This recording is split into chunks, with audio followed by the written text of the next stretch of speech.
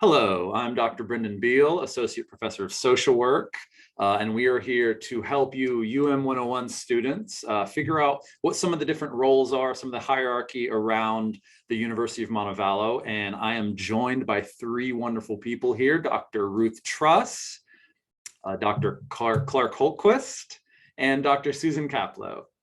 Hello, thank you for joining me. Dr. Truss is going to take the first question, and all I'm asking everyone is, what is your role here at the university? Dr. Truss?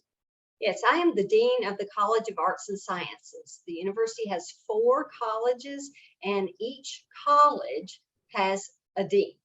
And under the dean would be the chair of the department. That would be Dr. Hultquist for in this particular case. And then also every faculty member is a member of a department.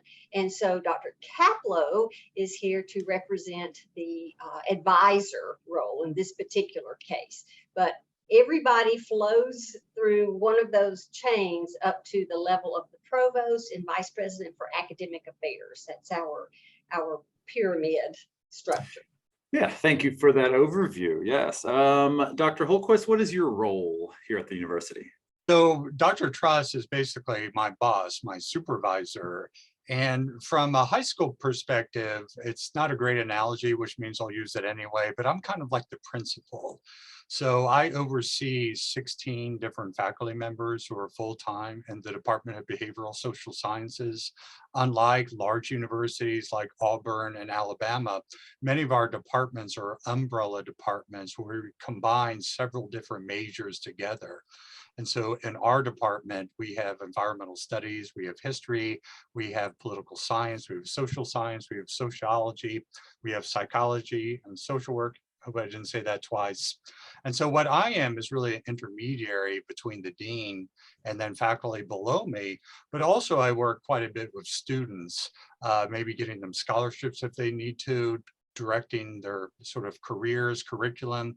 I do a lot of recruiting. Some of you I probably worked with in the library in May, June, and July in terms of registering you for classes for this fall. Thank you, Dr. Holquist. Dr. Caplow, what is your role and who are you representing today? I am representing the role of academic advisor. So as a faculty member in behavioral and social sciences, I report to Clark. And so Clark's my boss. Ruth is my boss's boss. Mine too. Yeah, and so, most of my role is teaching and advising, working directly with students.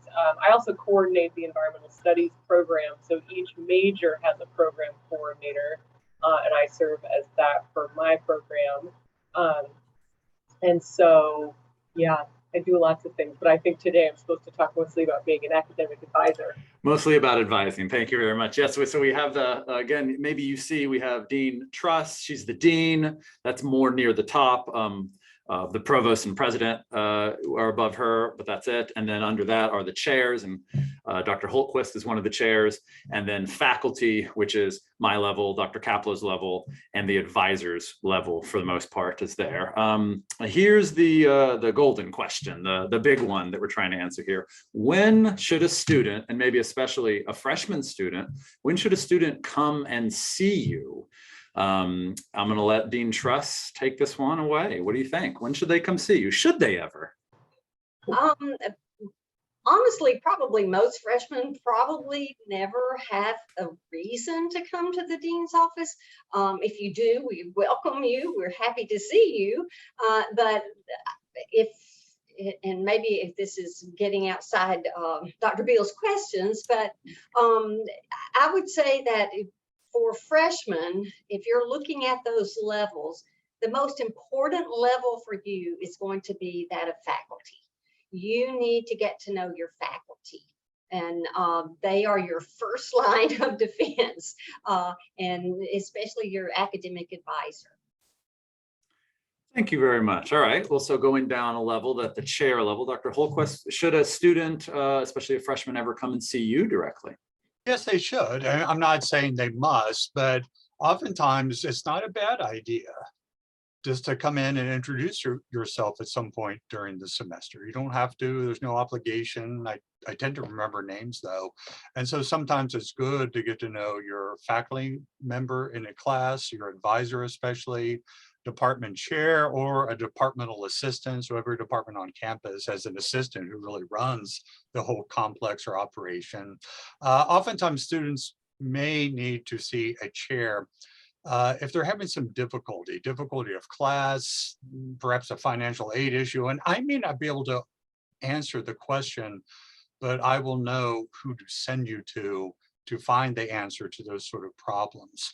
And so much more than a dean, a chair is oftentimes a sort of second person you may need to see for some sort of problem, some sort of question, some sort of solution. Thank you. And I believe most of the chairs around campus, their offices are typically just where the students would be having classes alongside most of the other faculty. So it's very accessible. Thank you, Dr. Hultquist. Dr. Caplow, should a student ever come see their advisor? Yes, Brendan. I mean, Dr. Beal, yes, they totally should. It is recommended that you come see your advisor in your first semester. Make sure that you know who they are. I don't know if they're going to see this video before the socials next week. Is that possible or no? I don't think so. Well, there is a social that you're going to miss by the time you see this video, but keep your eyes peeled for any sort of departmental or program or advisor level communications about meetings. Sometimes some of the programs will have program meetings early in the year, and you should definitely go to that. But if you don't get a chance to meet your advisor at one of these social events, go ahead and email them and figure out a time to come visit with them, because it's really valuable to know who they are right away. Ask them any questions you have, and you can really ask your advisor any questions. Much like Dr. Hultquist said, I might not know the answer to every question, but I can tell you what office to go to next. So, questions about financial aid, questions about housing, questions about, dining services, question about disability accommodations, anything that you're just not really sure exactly what to ask for, an advisor can at least help you figure out where to go. And of course, if you have any questions, just you want to make sure your schedule looks good. Maybe you got advised by someone in general studies and you just want to make sure you're in the right classes. An advisor can also help you with that. And they're just going to be an advocate for you if you do have any issues on campus and you need to get some help from a faculty member. Your advisor is always going to be someone who's kind of on your team and will help you figure out what needs to happen. Let me ask this question about registration. When a student wants to register for the next semester, do they have to meet with their advisor? Yes, they did.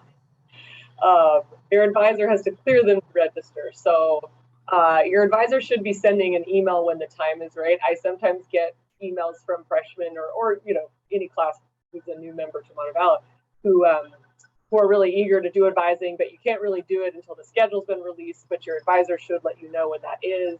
And then you can schedule a meeting to talk to them and make sure your schedule looks good, and then they'll clear you to register. Awesome. All right. Thank you.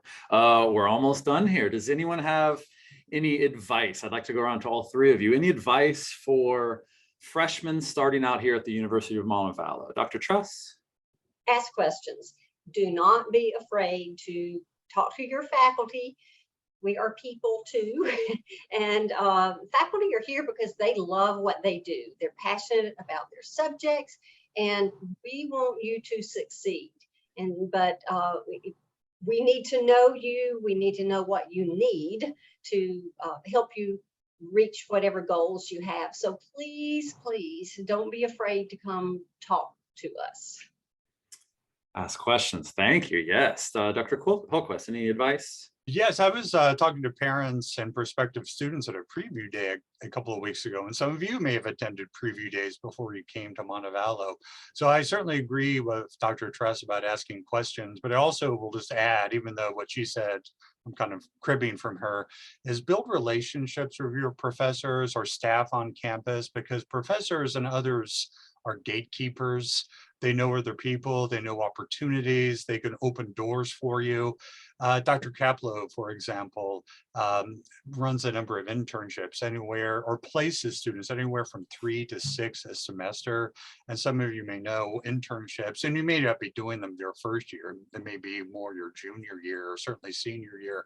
But these are great, great opportunities to open further doors, getting more experience. And internships are just one example. It could be scholarships, but if a professor doesn't know you, they can't tell you about these opportunities. And it's been so valuable for me over the years, or gratifying, I should say, to open doors for students and then to see them sort of climb throughout their careers. So anyway, that's my advice. Thank you very much. Dr. Caplow, do you want to round this out? What's advice that you would give? I want to echo everyone else's great advice. I also want to echo something that's on every single syllabus, but I think it's worth mentioning is check your email and respond to emails. I think a lot of students, like you hip young people, don't use email as much as our generally, millennials and above who are your faculty members, but that's our only way to keep in touch with you. So really read those emails. I know that I send my students, like Dr. Hultquist said, I send opportunities for internships, I send opportunities for study abroad, jobs upon graduation, graduate school fellowships, and then also just campus events. And I send all that stuff via email, and it's really valuable information for you to know when cool stuff is happening. And then also like advising, I'll send that via email too. So you may not have a habit yet of checking your email, but if you do that, that's the best way to keep in touch with faculty. Well, I think this is all great advice. I didn't know any of this, so I learned a lot today, so I really appreciate it. I couldn't have said it better myself. Message to the students, though, go see your faculty if you can, especially chairs and advisors and your teachers, your direct instructors. I want to thank everyone for helping me out with this, and I appreciate you doing this. Thank you. Thanks. Good luck to you this fall. Yep. See ya.